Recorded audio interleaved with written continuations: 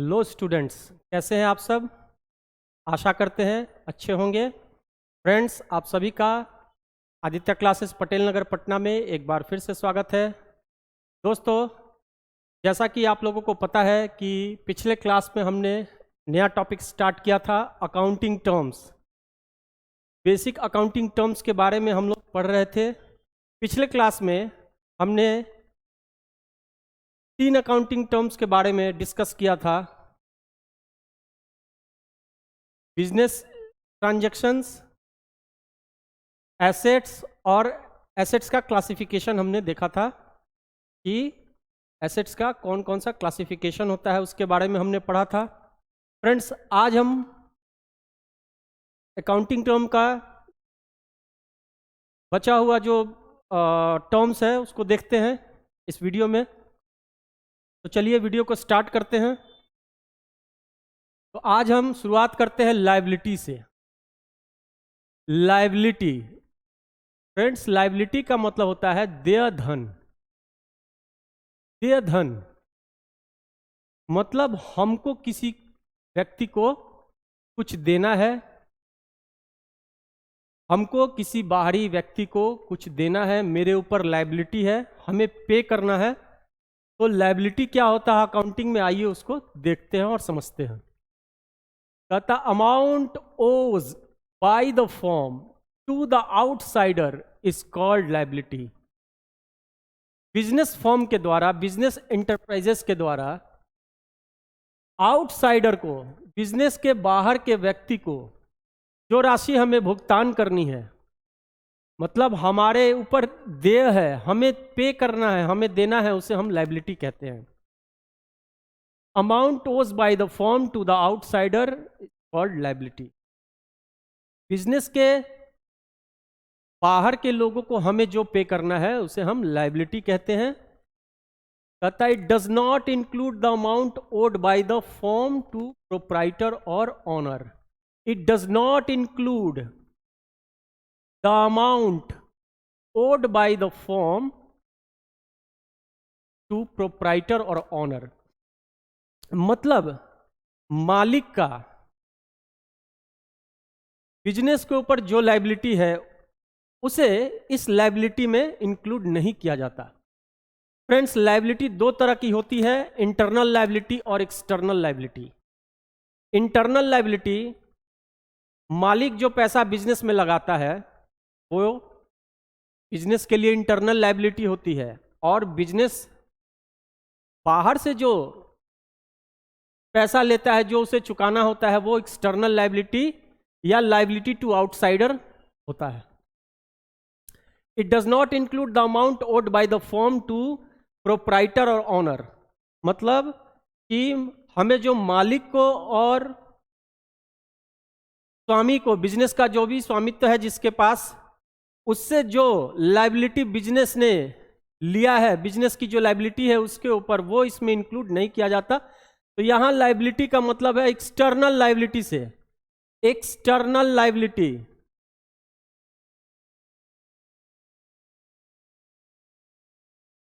देखिए यहां हमने लिखा भी है आउटसाइडर। फर्म जो आउटसाइडर की लायबिलिटी होती है, वो लायबिलिटी के बारे में हम बात कर रहे हैं।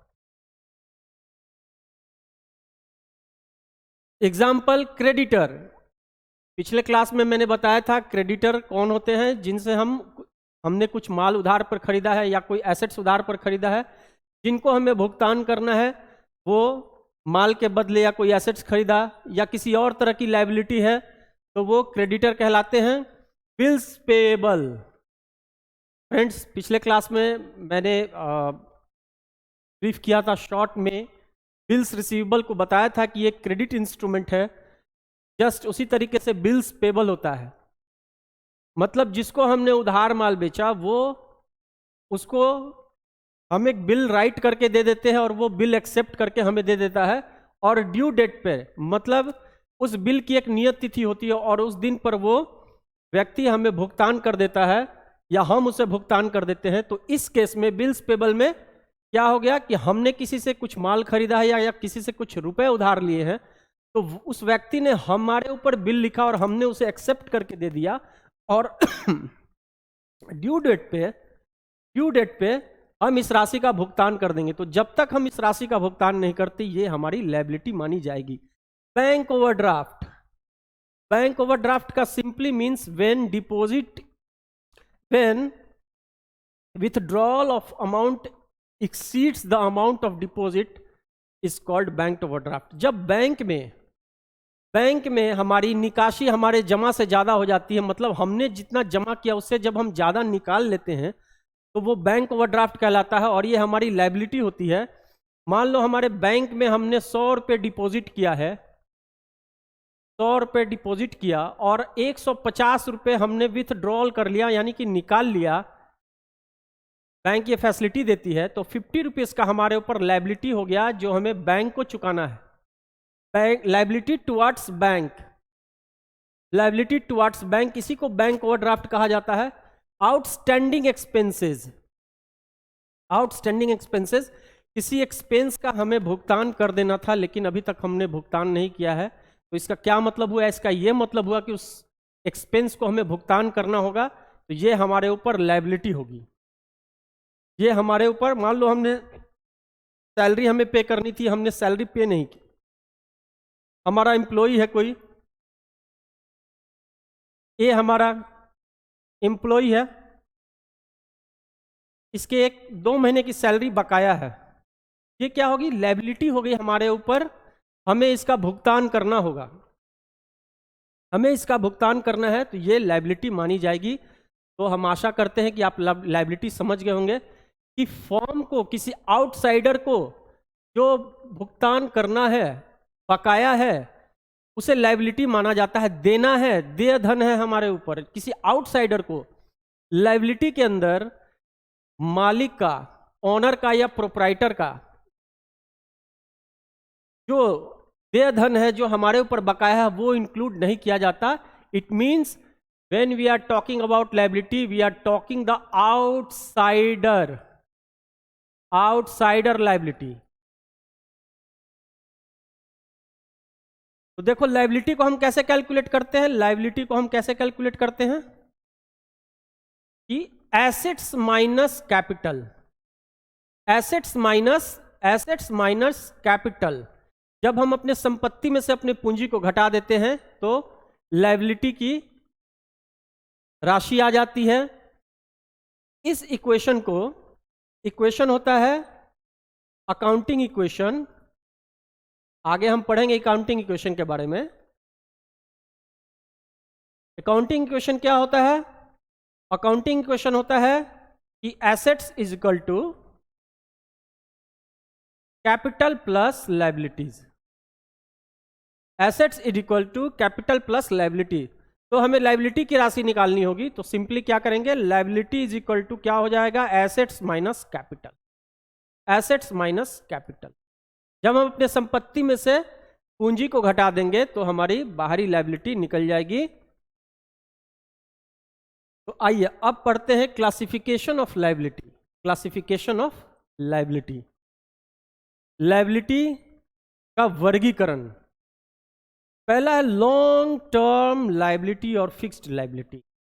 लॉन्ग टर्म लायबिलिटी जैसा कि नाम से ही समझ में आ रहा है कि लंबी अवधि,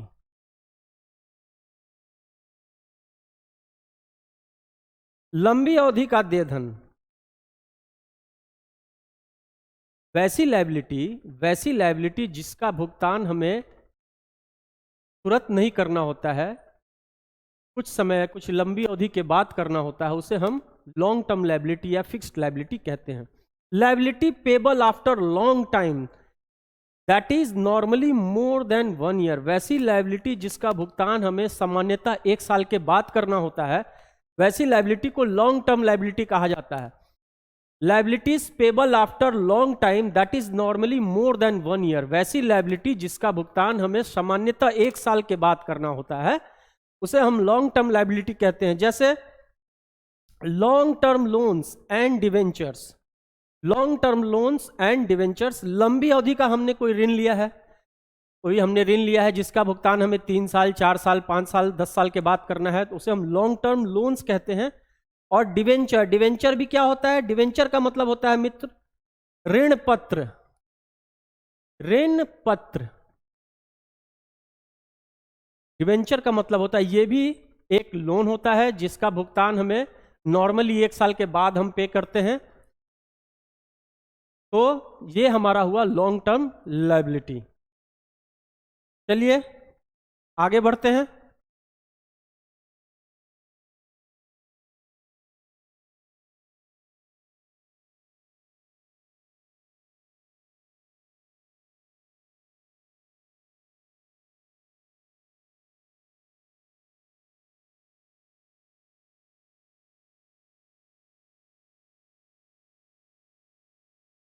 अब है दूसरा जो लायबिलिटी है उसे हम लोग करेंट लायबिलिटीज कहते हैं।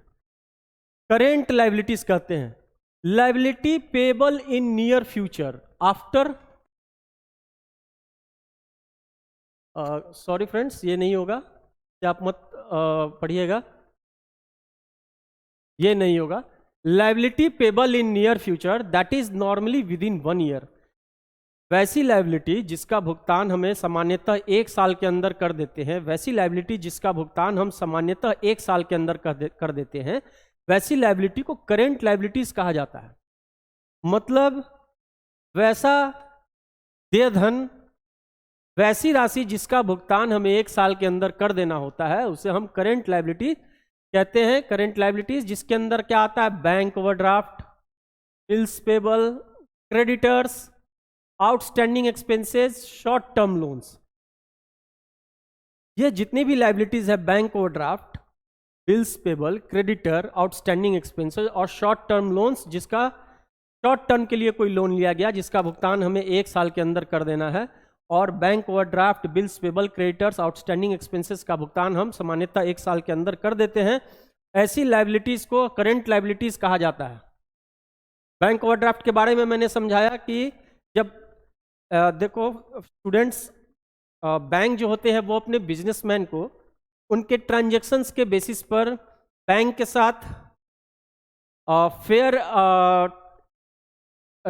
डीलिंग के आधार पर उनको ओवरड्राफ्ट की फैसिलिटी देते हैं। ओवरड्राफ्ट की फैसिलिटी होती है कि बैंक में जो उनका पैसा जमा है उससे ज़्यादा रकम निकालने की सुविधा देती है बैंक।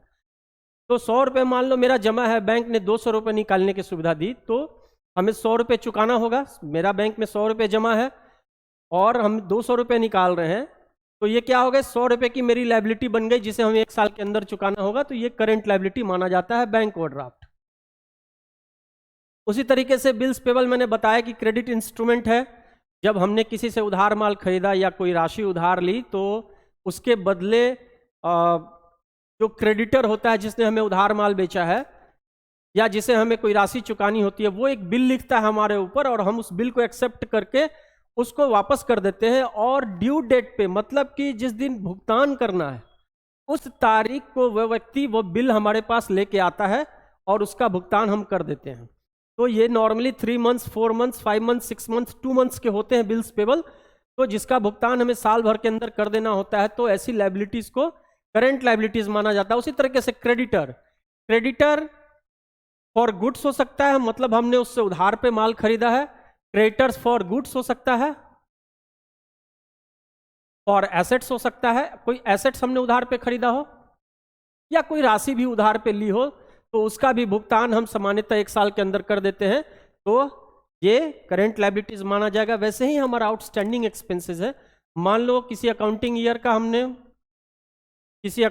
का फाइनल अकाउंट्स हम बना रहे हैं, हमारी सैलरी, पिछले क्लास में हमने बताया था कि अब जिस भी अवधि का हम अकाउंटिंग कर रहे हैं उस अवधि के सारे खर्चों और सारे इनकम को हम कंसीडर करते हैं। तो मान लो 10 महीने का सैलरी हमने पे कर दिया, 2 महीने का सैलरी बकाया है, तो वो 2 महीने की सैलरी हमारी लायबिलिटी मानी जाएगी, करंट लायबिलिटीज। तो ये आउटस्टैंडिंग एक्सपेंसेस, किसी तरह का एक्सपेंसेस बकाया है तो उसका भुगतान हमें करना है, वो लायबिलिटीज मानी जाएगी। और शॉर्ट टर्म लोन्स, छोटी अवधि का कोई ऋण लिया है हमें जिसका भुगतान हमें 1 साल के अंदर करना है, तो वो करंट लायबिलिटी माना जाएगा। तो यहां तक हम आशा करते हैं कि समझ गए होंगे।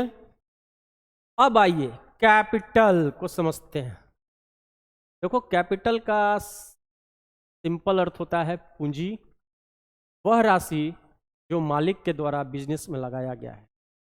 वह राशि जो मालिक ने अपने बिजनेस में लगाया है। It refers to the amount invested by the owner in a business enterprises.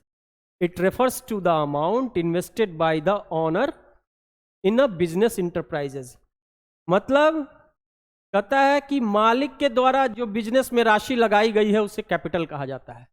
मालिक के द्वारा जो बिजनेस में राशि पैसा लगाया गया है उसे कैपिटल कहा जाता है। Capital is internal liability and with the help of capital all goods and assets are purchased in the business. कहता है कि कैपिटल जो है वो इंटरनल लाइबिलिटी होती है। कैपिटल इंटरनल लाइबिलिटी होती है और जब कैपिटल बिजनेस में आता है तो इसी पैसे से गुड्स खरीदे जाते हैं जिसका हमें बिजनेस करना है, जिसका हमें व्यापार करना है, और इसी पैसे से एसेट्स भी खरीदा जाता है। तो कैपिटल इज इक्वल टू क्या होता है, अकाउंटिंग इक्वेशन में अभी मैंने बताया था, capital is equal to assets minus liabilities. जब हम एसेट्स में से बाहरी लायबिलिटी को घटा देते हैं तो जो बचा हुआ पैसा, जो बची हुई राशि आती है वो कैपिटल होता है, जो बैलेंस होता है वो कैपिटल होता है। तब मान लो अगर कैपिटल हमें निकालना हो, एसेट्स की राशि दी गई है, लायबिलिटीज की राशि दी गई है, एक्सटर्नल लायबिलिटीज को, तो हम कैपिटल की राशि आसानी से निकाल सकते हैं। तो आपको समझ में आ गया होगा कैपिटल बहुत ही आसान है कि वह राशि जो मालिक ने बिजनेस में लगाई गई है और इसी राशि से सामान्यतः हम गुड्स और एसेट्स खरीदते हैं, उसे हम कैपिटल कहते हैं। कैपिटल को निकालने के लिए एसेट्स में से एक्सटर्नल लायबिलिटीज कहने का मतलब यहाँ पे एक्सटर्नल लायबिलिटीज ही है। बाहरी जो लायबिलिटी है, बाहर के लोगों से जो हमने लायबिलिटी हमारे पास हो गया है, उसको हम एसेट्स में से घटा देंगे तो हमारा कैपिटल निकल जाएगा। चलो, तो चलिए फ्रेंड्स, आपको थोड़ा समझाते हैं।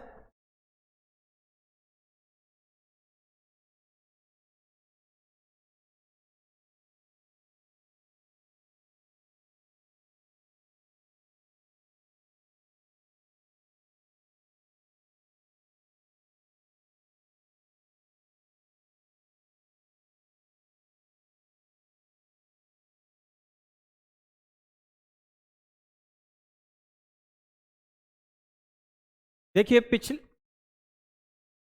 अकाउंटिंग कॉन्सेप्ट जब हम पढ़ रहे थे तो वहां पे मैंने पहला कॉन्सेप्ट समझाया था business entity concept. Business entity concept वहां पे हमने समझा था। बिजनेस एंटिटी कॉन्सेप्ट के अनुसार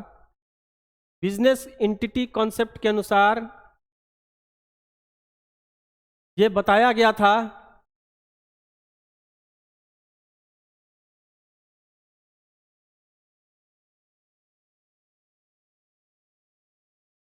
बिजनेस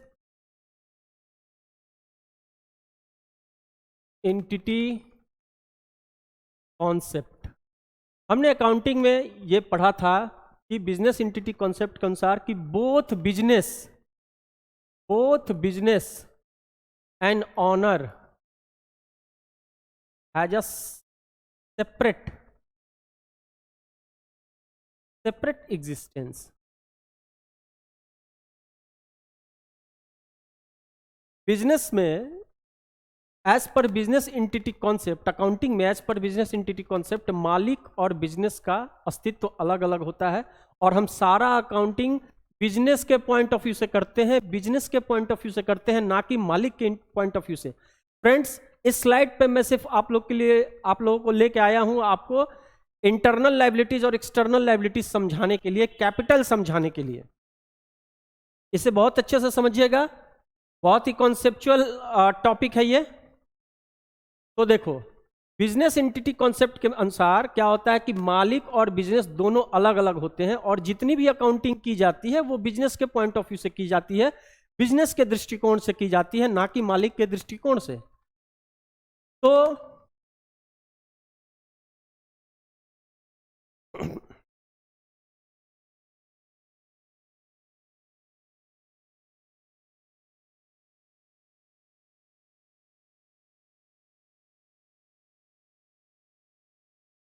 तो देखो,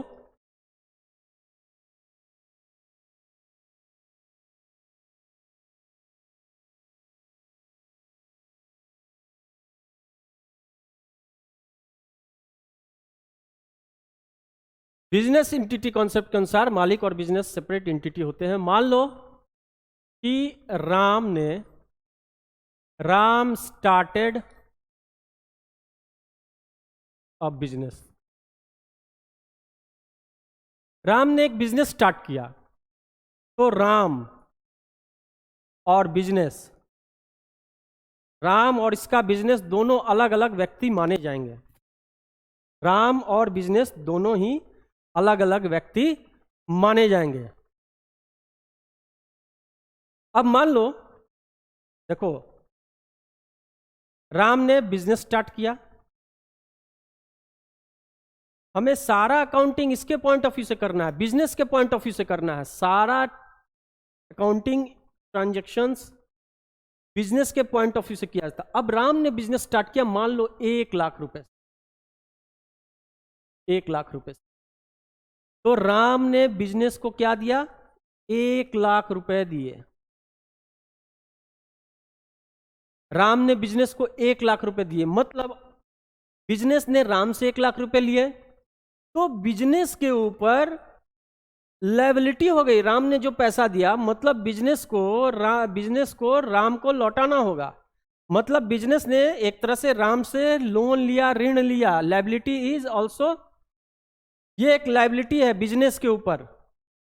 मालिक जो पैसा बिजनेस में लगाया, वो बिजनेस के ऊपर लायबिलिटी हो गई। इसे बोलते हैं इंटरनल लायबिलिटी।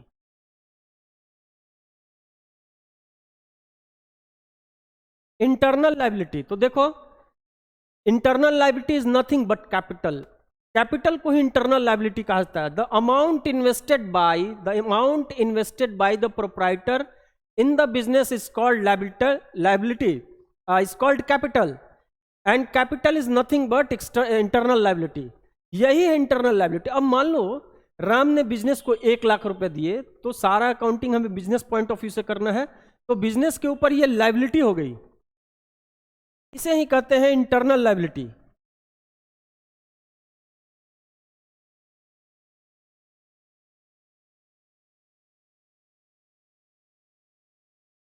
राम ने बिजनेस को क्या दिया? 1 लाख रुपए दिए। ये हो गया इंटरनल लायबिलिटी, जिसे हम कैपिटल भी कहते हैं। इंटरनल लायबिलिटी जिसे हम कैपिटल भी कहते हैं। तो अब मान लो कि बिजनेस को और 1 लाख रुपए की जरूरत है। राम ने तो अपना बिजनेस स्टार्ट किया 1 लाख रुपए लगा के, सारा हमें काउंटिंग करना है बिजनेस पॉइंट ऑफ व्यू से, तो बिजनेस के ऊपर 1 लाख रुपए लायबिलिटी हो गई, मतलब राम को इसे चुकाना है। राम का ऋण हो गया बिजनेस के ऊपर।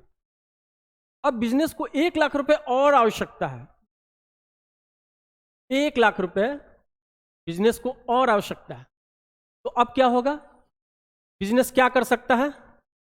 ये बैंक के पास जा सकता है, बैंक से जाके लोन ले सकता है, बैंक से जाके लोन लग सकता है। किसी और व्यक्ति से, मान लो किसी रिलेटिव से लोन ले सकता है। कोई financial NBFC, non banking financial institution, NBFC से लोन ले सकता है, कहीं से भी लोन ले सकता है, या कोई से उधार ले सकता है। ये क्या, देखो, ये बिजनेस के बाहर के लोग हैं। ये तीनों जो हैं, जिनका भी हमने जिक्र किया, ये तीनों ये बिजनेस के बाहर के लोग हैं। ये हो गया एक्सटर्नल लायबिलिटी। जो लायबिलिटी के बारे में हमने पढ़ा था कि business owes any amount to the outsider, business owes any amount to the outsider is called external liability। मतलब लायबिलिटी, जो हमने लायबिलिटी पढ़ी थी पहला टॉपिक, उसी के बारे में बात करें, वो एक्सटर्नल लायबिलिटी होती है। And amount invested by the proprietor is called capital and it is internal liability.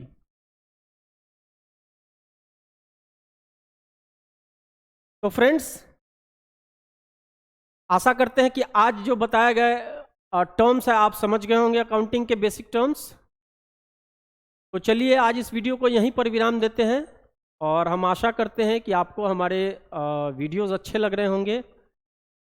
हमारे वीडियोस को ज़्यादा से ज़्यादा लाइक करें, शेयर करें, चैनल को सब्सक्राइब करें और वीडियो देखकर इसे लाइक कर, शेयर कर हमें प्रोत्साहित करें ताकि हम भी मोटिवेटेड हों और भी अच्छे तरीके से हम आपके लिए अकाउंटिंग से रिलेटेड नई नई जानकारियाँ लेकर आएँ आपको, और सारे वीडियोस के माध्यम से आपके ज्ञान को बढ़ाएं। तो चलिए आज इस वीडियो को यहीं पर विराम देते हैं। वीडियो देखने के लिए बहुत बहुत धन्यवाद। Thank you very much.